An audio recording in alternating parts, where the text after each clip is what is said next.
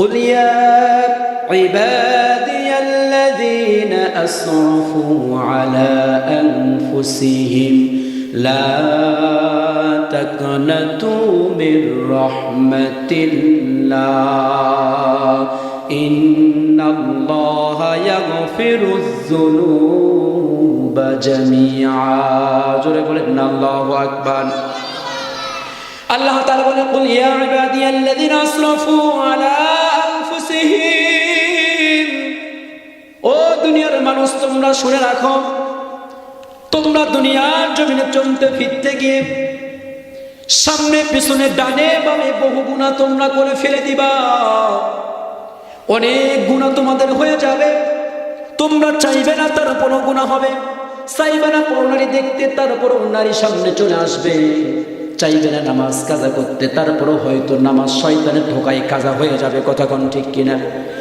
ও বান্দা, যতই গুনাহ করো, যতই গুনাহ তোমার হয়ে যাক না কেন, বান্দারে গুনাহ তো হবে, গুনাহ করা তোমাদের খাসলত। আমি আল্লাহ রব্বুল আলামিনের অভ্যাস হলো তোমাদেরকে মাফ করে দেওয়া। চিল্লায় বলেন না সুবহানাল্লাহ।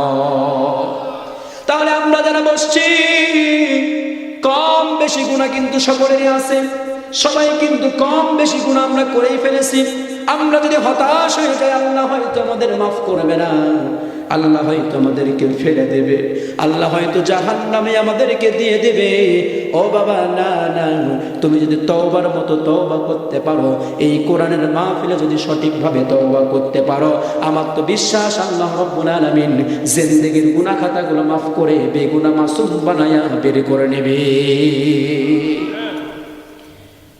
আমার ভাইরা, আল্লাহ তাআলা জন্যই বললেন বান্দা, কুল ইয়া ইবাদিয়াল্লাযিনা আসরাফু আলা আনফুসিহিম, যারা নিজেদের উপরে জুলুম করেছো, অন্যায় করেছো, যারা নিজেদের উপরে অত্যাচার করেছো, আল্লাহর হক নষ্ট করেছো, নামাজ ছেড়ে দিয়েছো, রোজা ছেড়ে দিয়েছো, ইচ্ছাকৃতভাবে অনেক গুনাহ করেছো, ও বান্দা, সমস্ত গুনাহের জন্য যদি আমি আল্লাহ তাআলার সামনে লজ্জিত হও, আমি আল্লাহ তাআলার সামনে যদি ক্রন্দনরত হয়ে যাও, শেষ রজনীতে তাহাজ্জুদের নামাজে দাঁড়ায়া, ও বান্দা, চোখের পানি ফালায়া ফালায়া যদি আমার কাছে কাঁদতে পারো বান্দা, আমি আল্লাহ তাআলা তোমার চোখের পানি নাকের ডগায় আসার আগেই তোমার জিন্দেগীর সমস্ত গুনাহগুলো মাফ করে দিব।